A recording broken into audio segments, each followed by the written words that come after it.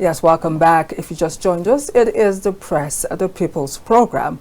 I'm very happy to let you know that my guests are in the studio, looking all regal and beautiful this morning. As usual, I have two guests in the house, a male and a female, to balance the scale.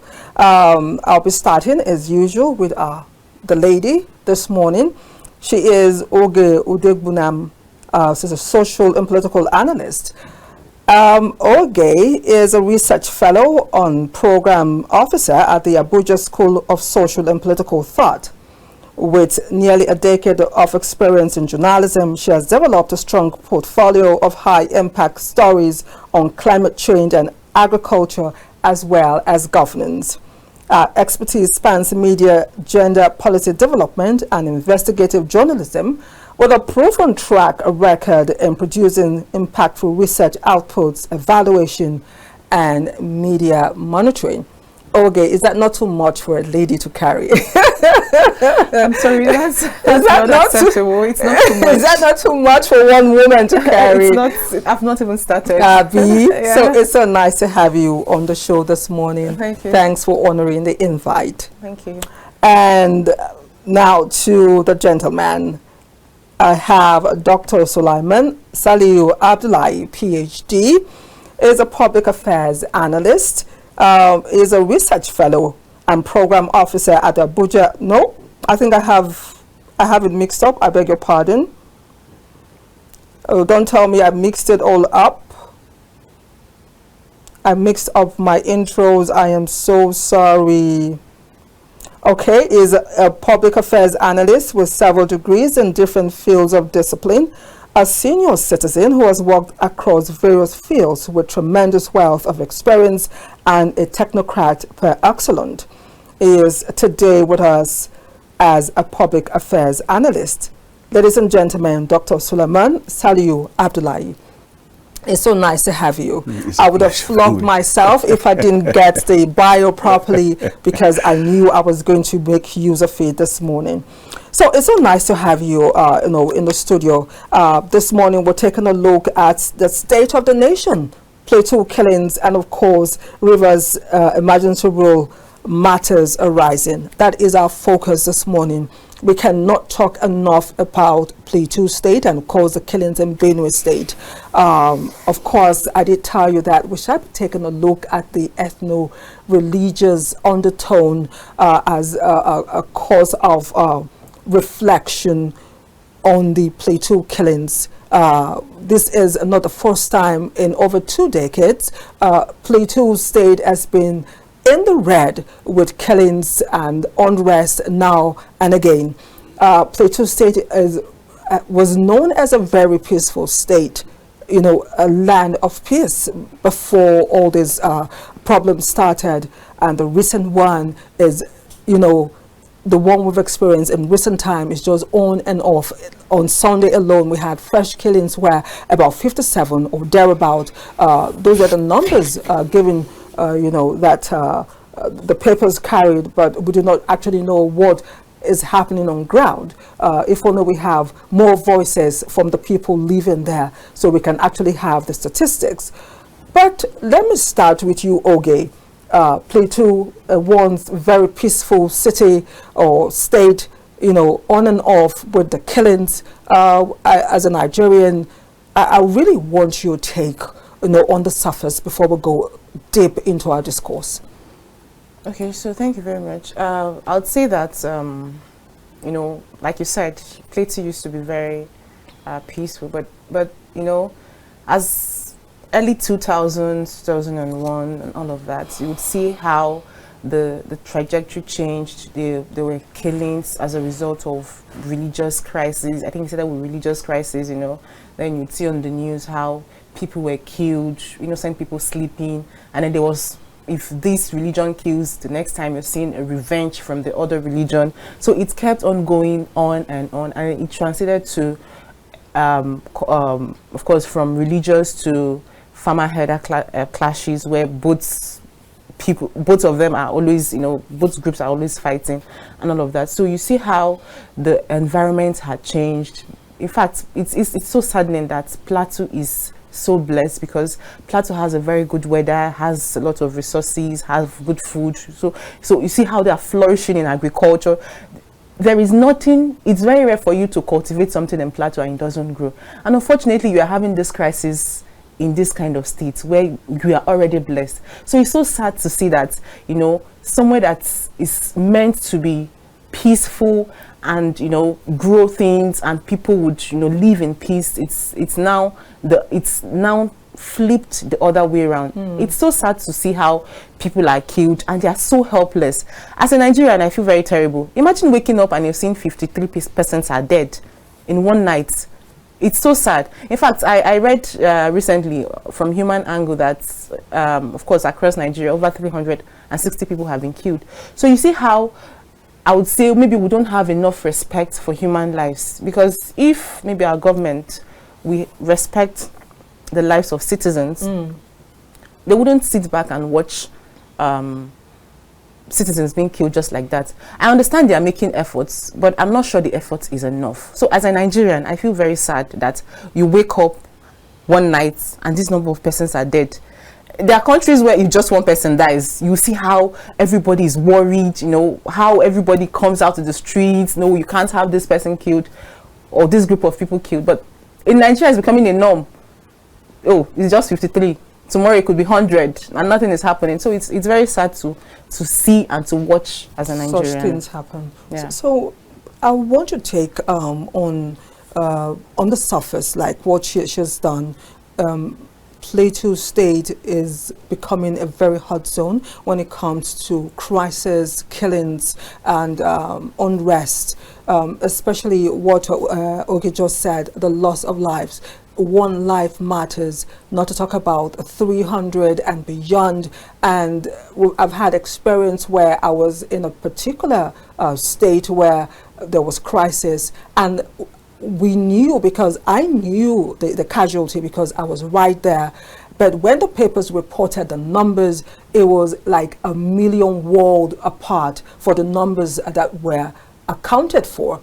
So when I see those numbers on the papers, especially as it pertains to what is happening in Plateau State, and we get those numbers, I just sit back and imagine, because when you try to quantify or balance the picture with the numbers, it's not tallying.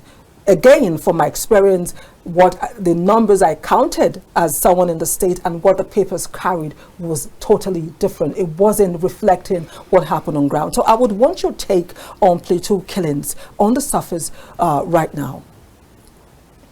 Very sympathetic. I started part of my early life in Plateau State in the early 70s.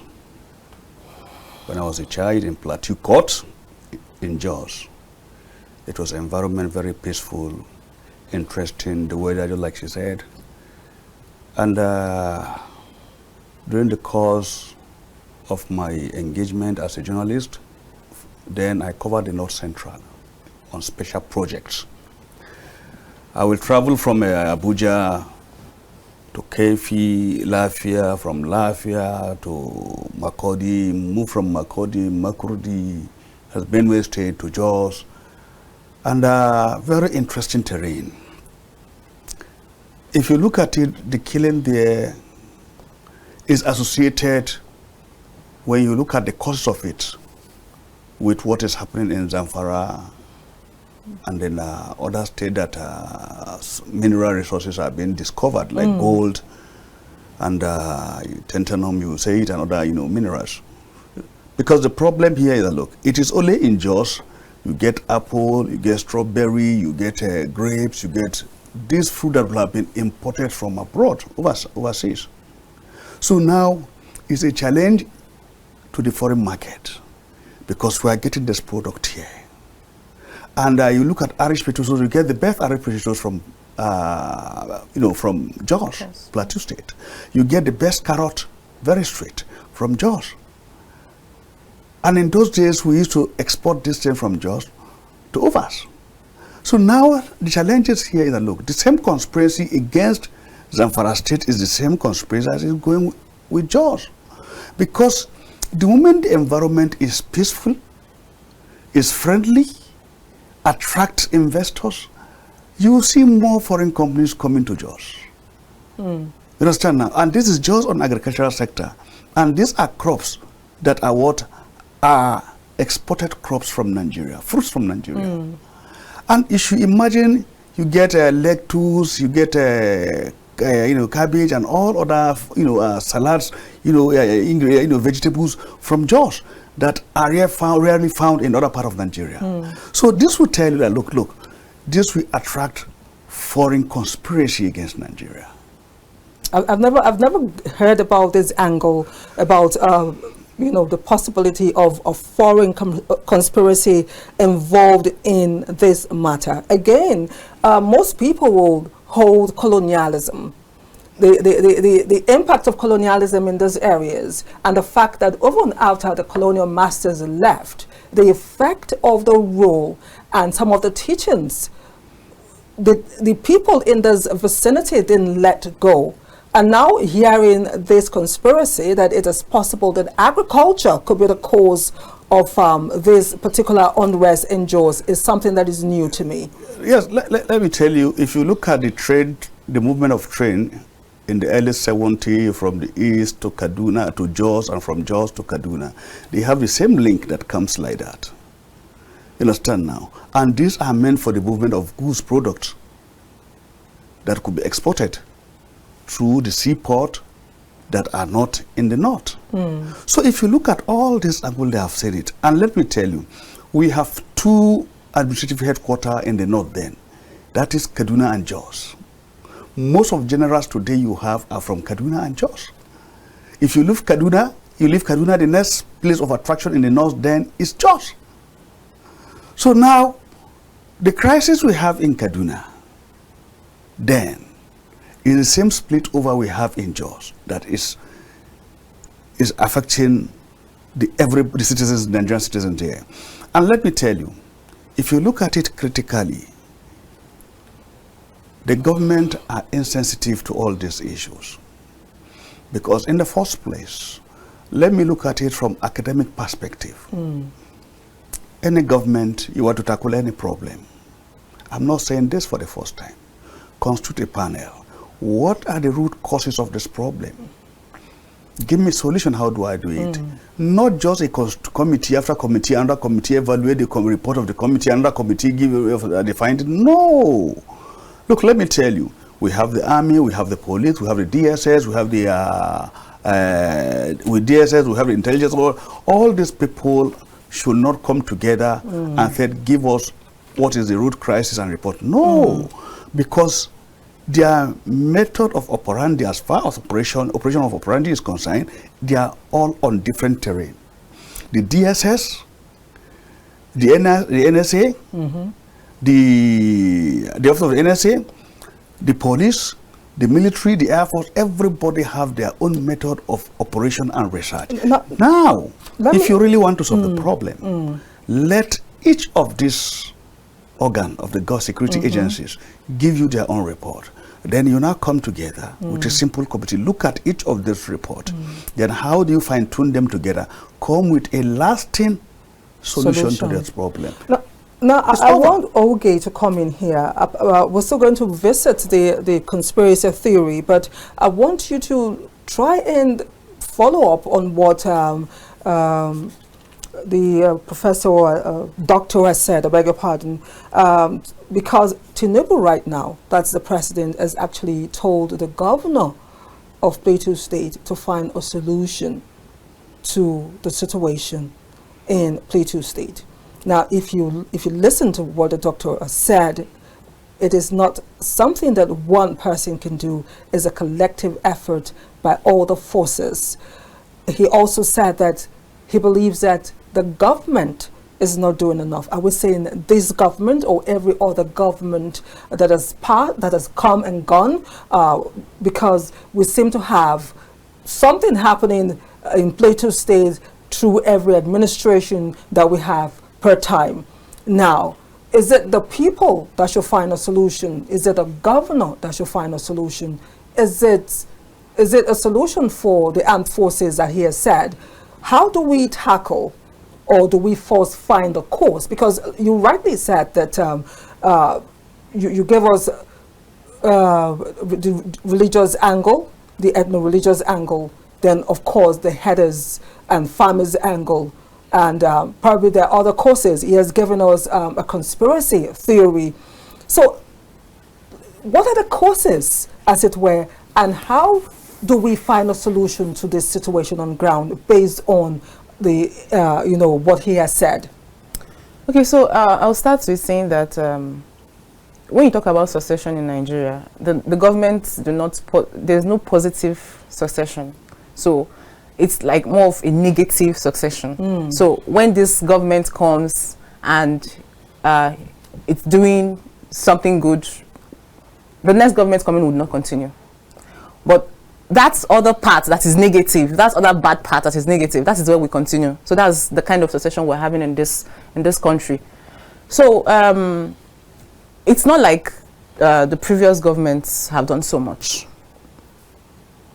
And it's not like this government is doing a lot. And then looking at asking who should solve the problem, I don't think it's a one man one solution problem to solve, because there are a lot of causes. So these problems should be tackled with different solutions. So take for example, we're talking about from the foreign to the conspiracy, the foreign theory conspiracy that he mentioned. So how then would the government tackle this kind of issue? What should they do?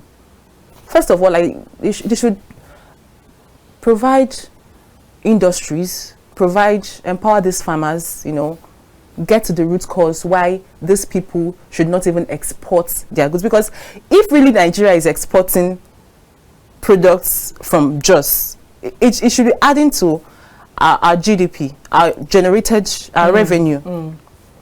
Now, he mentioned something about security forces. Who controls the security forces? The state government does not have much power. It's the federal. So, for example, if, the state governor cannot even tell the police what to do. Others come from the federal. So, if we're looking at a solution and the president is telling the governor to find a solution to this problem, I don't think it's a fair thing to the governor, because the federal controls the security forces. So others are coming from the federal. So you should find a way to tackle this problem from the federal government. You're looking at if you're also looking at the security angle, where you say, okay, the state government can do something. There is no community state policing. There is no you don't have a lot of state resources or capacity to fight this.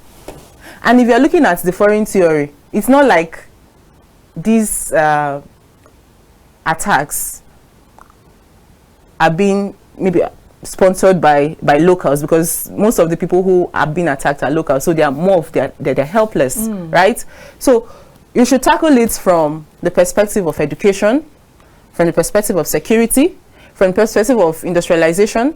So education is, enlightening people, trying to form or create enabling environments for people, to get engaged. So I'll give you an example. So in that same Jos, right, there's a community where something like this has been happening. It's called the Bible Faith Community, and the Rafina community in Just Not. They've been having this crisis, and of course, as usual, the government would not do so much. In fact, I'm interested to know that Plateau State is one of the states that have this peace building agency that is said to be active and working. Now, going back to this community, they understood that they would not be able to get the attention of the government, and they decided to take it into their hands. They have come together, they are bringing solution, they have their own security, they have their own vocational center where they help young people go to school. So it's helping them transform their perspective about some of this crisis, because that is more of a religious crisis. You understand? So looking at the solution, it should be an all-round solution from both the state government, from both the federal government, from citizens themselves, because we all have a part to play when it comes to securing our environment. So as the government, the federal government is making its own effort through the policing, the DSS, you know, and every other, even resources too. The state government is also providing its own solution, and citizens will also play their own role. Yes, if you just joined us, it is the press. We'll take a short break, and when we return, our phone lines will be open so you can call in and be part of the show. Please do call in once the phone lines are open so you can have your say. We'll take that break. Our guests are still here. When we return, more. Stay with us.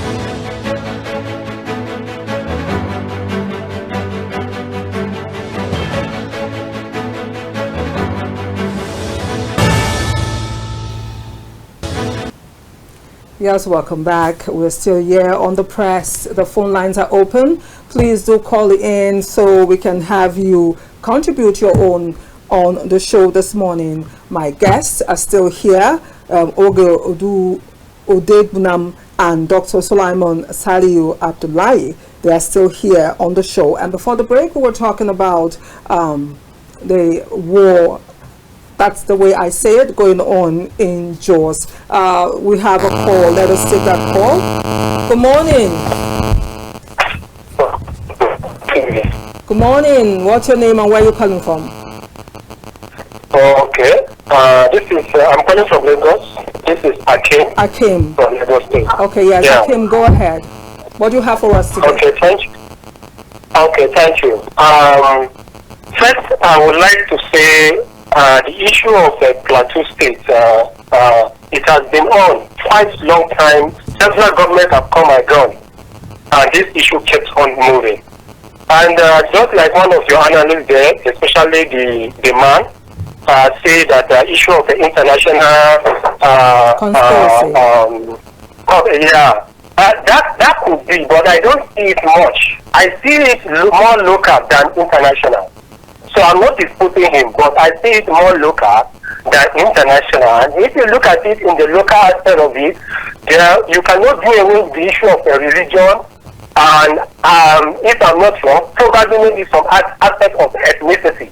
So this thing, the security agencies, I want to believe they have information. So, but then I can't suggest to them what they will do. But this thing has been going on for quite long time. Then comparing it with the issue of Zamfara, they are two different things, quite alright. Because that of Zamfara is more of a resource, whatever that the foreigners, I want to believe, synchronize with the Nigerian, the indigenous, which is obvious, very obvious. So everyone can all see. So issue of Plateau is no more of international something. It's local, religion and other aspect of it. Then what I want to draw the government or federal government of Nigeria attention to is this. Look, if there is a crime committed here, you do not take action, and people feel like that they don't have security, they will want to defend themselves in whatever way. I'm making reference to the unfortunate accident or issue that happened at Edo State, right, of recent, when as it is called, the altar, okay, we are coming down from the southern part of the country. And of course, those people in that area of Edo State that are being killed several times other things, now find guns. Forget about whether they are dead gone or real gone. Gone are gone. Dead gone can kill several people. So in fact, a lot of guns inside a vehicle that is being moved. You know, most don't know anything. They can do anything and do anyhow. So what I'm trying to say here, I'm not justifying the killing of the hunters. Okay, and even the hunters, even presenting the this receipt or license that they were licensed, the guns were licensed. Yes, the gun could be licensed, and the license could be fake or real. There are two ways about it. And apart from even that, even if they are announcing, what the federal government needs to understand that Nigeria is not so secure now. So if you are an hunter, do your hunting. I'm not saying that you should not come to the south or south should not go to the north. But when you are moving with guns, you don't move with guns to the southern part of the country, or you move guns because you are hunter from the southern part of the country to the northern part of the country. What do you think the northerners will think when you see more of Yoruba and other Igbos with guns say they are hunter? What do you think will happen? There's something will happen. So Thank you so much. Thank you so much. Yes, I'll cut it off now. The first thing is that they should stop this issue of saying it is hunter. Nobody will want to listen to that. We go for unfortunately what happened. But for it not to happen again, let the government of the northern part and the southern part tell their people no go to the other part with God. Thank you. Thank you so much. Okay, that was our first caller. Please call in and we're talking on the topic. You can actually say it on your screen. State of the nation. We're taking a look at the Plateau killings, and of course, we are yet to talk about what the Rivers emergency. What we want to bring out from the Rivers emergency, as it were, as the protest that was held yesterday, 3 days after a similar protest was held. Now, this is my take on the Rivers situation. The protest is for and against. We have a group of people saying, oh, we support Fubara. And we have another group saying, we are okay with emergency rule. And these people are not foreigners. They are people from River State. Before we go into the River situation, let us take this call. Hello? Hello, good morning. Hello, good morning. Yes, good morning. What's your name, please, and where are you calling from? My name is Udegbemi. I'm calling from just Plateau. Okay, go ahead. Yes. Are you with me? Yes, go ahead. Okay, I want to comment your guests. They have spoken very well, but the issue of insecurity in Plateau, I am from the community that was affected. That's it last week that this criminal came and attacked our communities. Are you with me? Go ahead, we're listening. Okay, the issue of criminal, the governor has said clearly that this is a genocide killing. And it's a genocide killing, and I was surprised because when I look up, I saw it from the daily that the president is directing the governor of the state to address. Well, we know in this country that the issue of insecurity is centralized. So the governor does not control the security apparatus of this the federation. And also the president is also saying that it is the farmer header clash. I saw in the day the farmer header. How come these people came in the night and attack our people, and the president is saying the header farmers clash? So let me give you an analogy.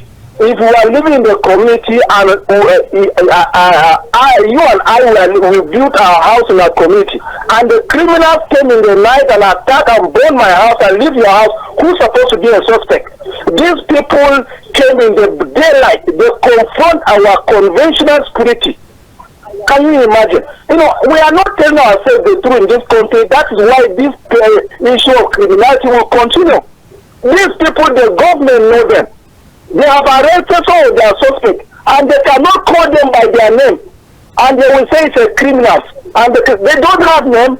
These people came in the day and night, but in the daytime they confront our securities. The securities know those people. Why can't they? I was waiting to see whether the following day we hear that the government is going to call these people by their name, they will call them or non-government. People that confronted securities or conventional security, they get like and you're calling on non-government. People that you know their name, you cannot call them by their names. These are criminal people. I want to ask you, they burn their own houses. They did not burn their own houses. Even if you say people are foreigners, where are they not burning out their house of our neighbors? When you talk about neighbors, who are you referring to? That's one question. And number two, what's the situation like in your community right now? What's the situation like? I am replying to the neighbors, the Fulani headers. Okay. Yes. Okay. These people, they will come and kill our people, and we discover the Fulani that we have been living with them for a long time. We discover their house will not be touched. Okay. And the government is free from that.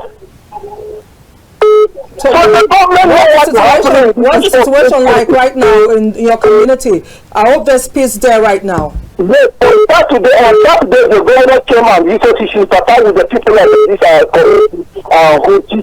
The governor came to sympathize with us, which we all appreciate his coming. He said that we are going to, he's going to report it to the president. That's what he said, because we know that the issue of insecurity, it is not something that the governor will also do. The governor cannot direct ordinary police to come and defend the people of the government. Thank you so we know much. that the security is centralized. We understand. That's why some of us are advocating for state police.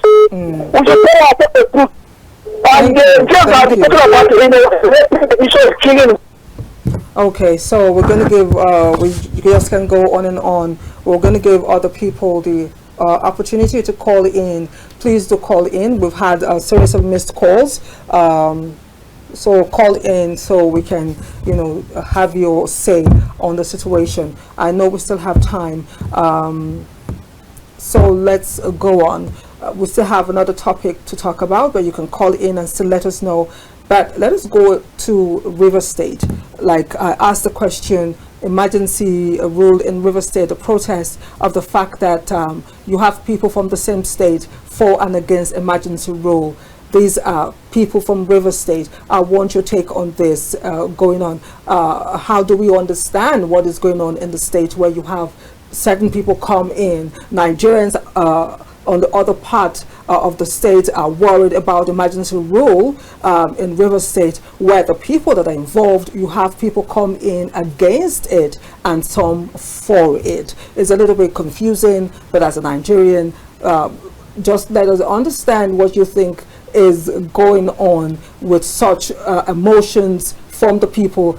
Most people say these people are paid to come out to demonstrate or protest or whatever you. Well, on the long run rather than the short run, we're looking at solutions to problems. So I would want your take on this confusion right now. For me, that's what I think is going on in Rivers right now. Okay, so first of all, I would say the emergency rule was probably not necessary, because what happened or what's happening in River State, or what happened to what led to the emergency rule was more of a political fight between, say, two politicians, right? So the emergency rule was really not necessary. And then talking about the protests, of course, when there's a protest, there will be a counter-protest. It has always happened in Nigeria. And then sometimes when people are protesting, they don't even know why they are protesting. So you've seen video clips, you know, where you interview people and say, so what's happening here? They start talking about different issues. Oh, they say we should come and talk about this. Oh, this one is our brother. They really do not have an understanding of why they're protesting. The emergency rule in Rivers is just more of you know, a damage to our democracy, because Fubara was not really a threat. I don't know. I wouldn't say he was a big threat to the presidency or whatever issues were. But at the time when it happened, people were moving freely in Rivers. There was no security threat. People had their lives together, right? I know people were saying, oh yes, Obasanjo did it, Jonathan did it. Yes, they did it because there was need for that in the States. And when Jonathan did it, it was more of a local government, not the entire state. So when you announce an emergency rule in a state where businesses were going on, kids were going to school, life was moving freely. Yes, life was moving freely, and you know, because sorry, I'm so sorry. Okay, we have a call. Let's take this call. Hello, Mazi. Good morning. Good morning, Mazi. Go ahead. My name is Rabi Salihu, calling you from Kaduna State. The lines are clashing. Okay, Rabi, go ahead. Okay, thank you very much. You are talking about the state of the nation. So my concern is about the Plateau killing. So if you look at the nature of this killing, there is need the government to do more, especially the federal government, because the federal government are controlling the whole security agencies, military personnel, DSS, mobile police, policemen, and other security agencies. Then this is something which needs to be very investigated, because there is no innocent people, innocent life are taking daily like witches in those communities. So it is good any government that fails to protect people's life and their property, consider it a failed government. But we are hoping the government will do more to protect these defenseless citizens from this bondage. There is insurmountable problem we are facing, but this killing is something very special which we need to take drastic draconian measures to curtail it. So the visiting of the army, chief of army staff, IGP, and also deploying of policemen to allow the peace to reign, but to protect the people, we will not see any positive change for now. So killing is something that you cannot play with. If the politicians of those communities or of those domains fail to do what they are supposed to do, so they should be voted out. Because if their brethren are killed, what are they going to feel? Yes. Remember, any person who lost his life, that is end of it. They are gone forever. So how can those people that are doing you and elect you? Because they have confidence in you. So you choose out blatantly and tell them. Thank you so much, Rabiu. We have to give a chance to others to call in. We appreciate your comments this morning. Thank you so much. Thank you very much. Thank you. Thank you. Okay, there's a call coming in all the way from Enugu, I think. Please call in. So yes, the call just came in now. Okay, that was Mazi Okorafo. Okay, Mazi, go on, please. Good morning, my sister. Good morning, Nigerian. Good morning. When we talk about the River State, the crisis or the protest, there are two things we have to do. One, for Abuja, one for the state. There is something people have to understand. Okay. The security agencies are backing, protecting one. The security agencies are playing beggars.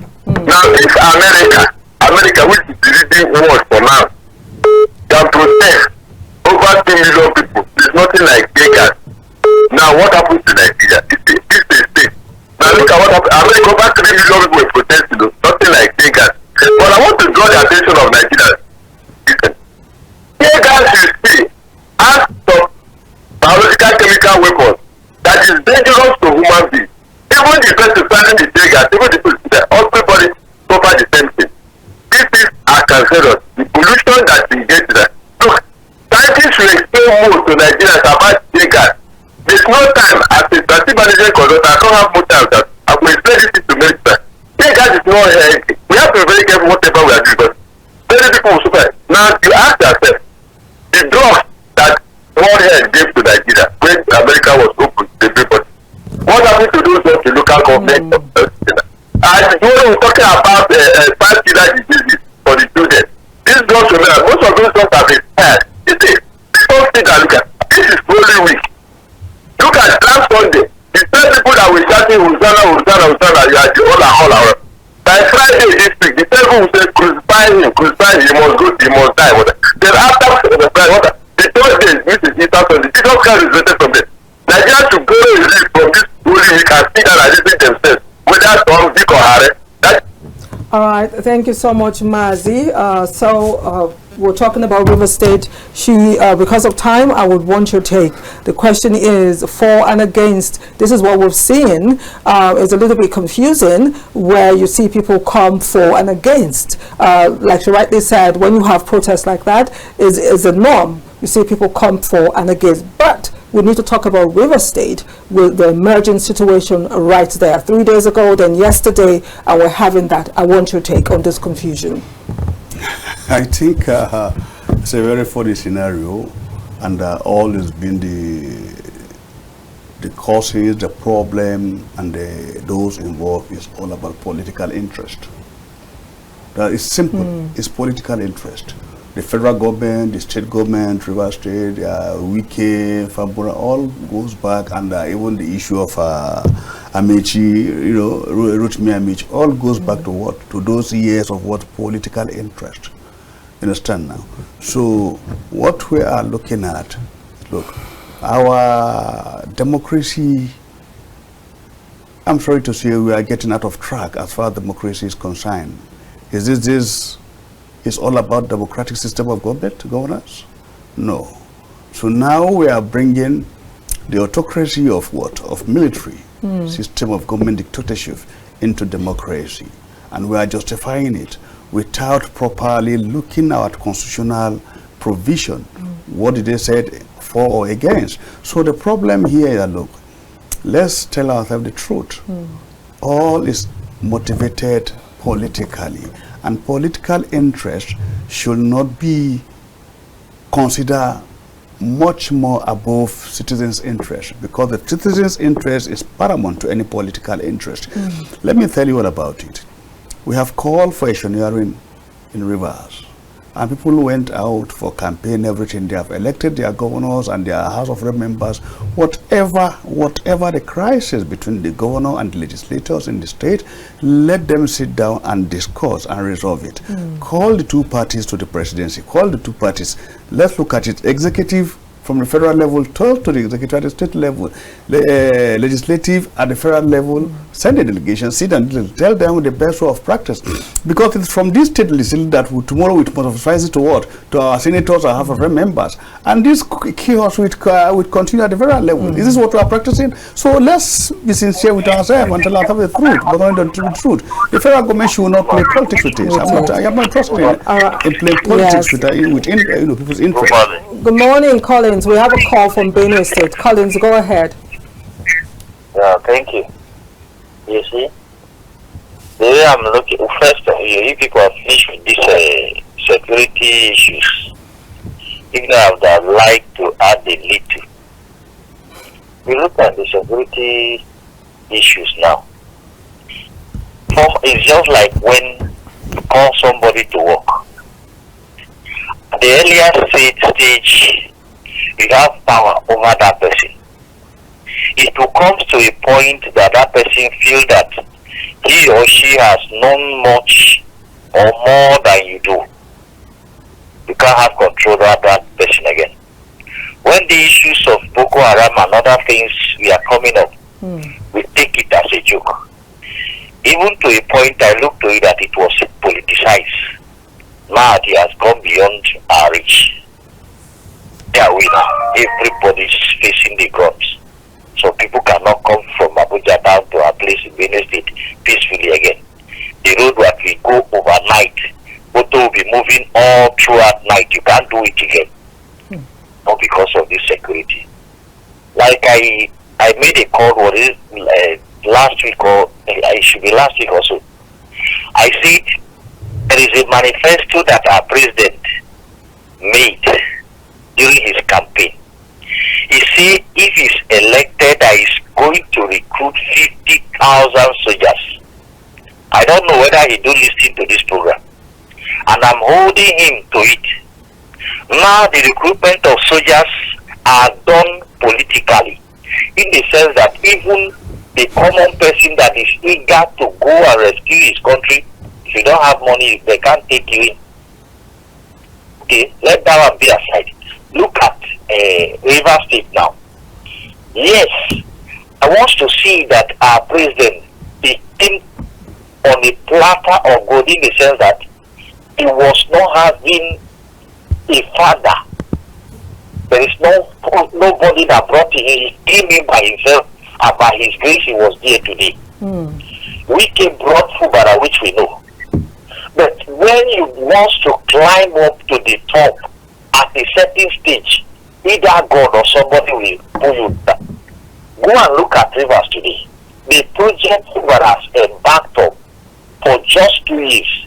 We didn't do it even 8 years. It is our president that will stop this godfatherism of a team.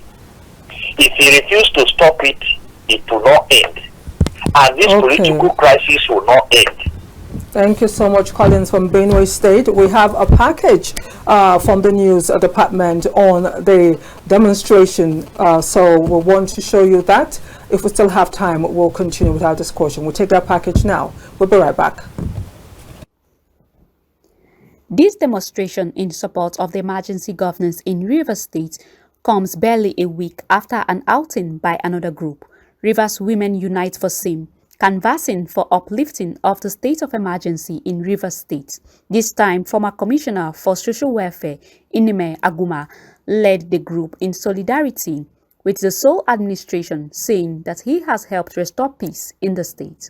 While thanking President Bola Tinubu for the emergency administration, they want the activities of Governor Fubara investigated with respect to spending without budgetary approvals. Government has been running on two trunks, is that proper? Where there is an issue, of course, doctrine of necessity will apply. And luckily, Section 305 allows for that.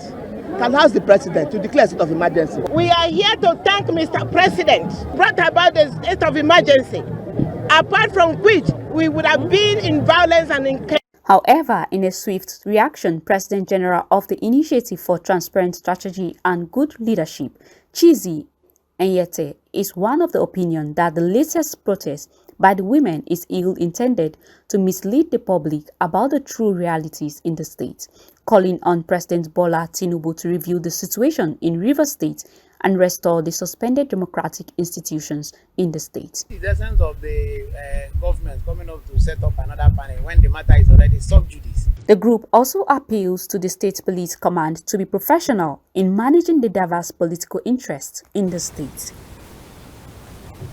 Yes, welcome back. You saw the package we brought to you on River State, and that is exactly what we're talking about now. We're done with the Plateau situation, but again, you can call in. The phone lines are still there. You can call in and have your say. If you want to talk about the Plateau crisis, or you want to talk about River State, or you want to talk about both, you're free to do that. All right, again, we're talking about state of the nation. You have something that is pressing in your heart, you know, with distant language, distant, that you want to share with us. Of course, you can call in and be part of it. So we're still talking about River State, and my confusion is the divide in the state, as it were. But the question I want to ask now is, what's the way for River State? How do we resolve the situation in River State? What should government, the federal government of Nigeria, do more for the people? How do we bring an end to this? Would it come to an end at all? Again, I know I'm asking too many questions because of time. Do you think Tinubu's decision to call a state of emergency, the effect on ground has been worth it? So these are some of the issues that I have as a person that I really want answers to. So first of all, like I said earlier, the reasons for the state of emergency were not worth it, wasn't necessary.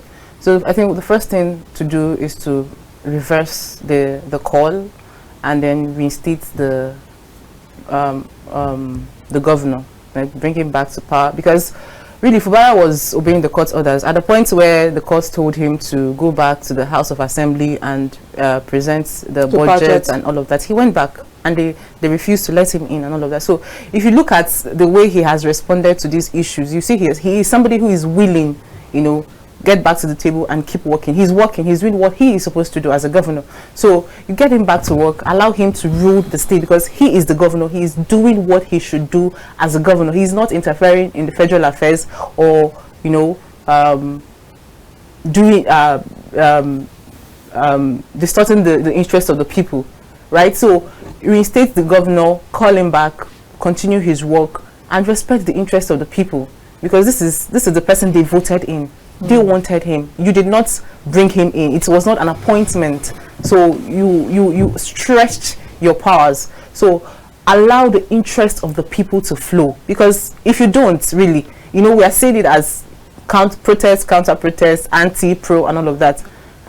You never can tell what will happen tomorrow. It could escalate. It could go beyond what we are seeing now. I remember Rivers is a very volatile state, looking at the oil resources, the Niger Delta region and all of that. So one thing can lead to the other. So to avoid future occurrences or future or worsening the situation as it is now, because it is still very minor and can still be managed, is to just reverse the state of emergency and get the governor back.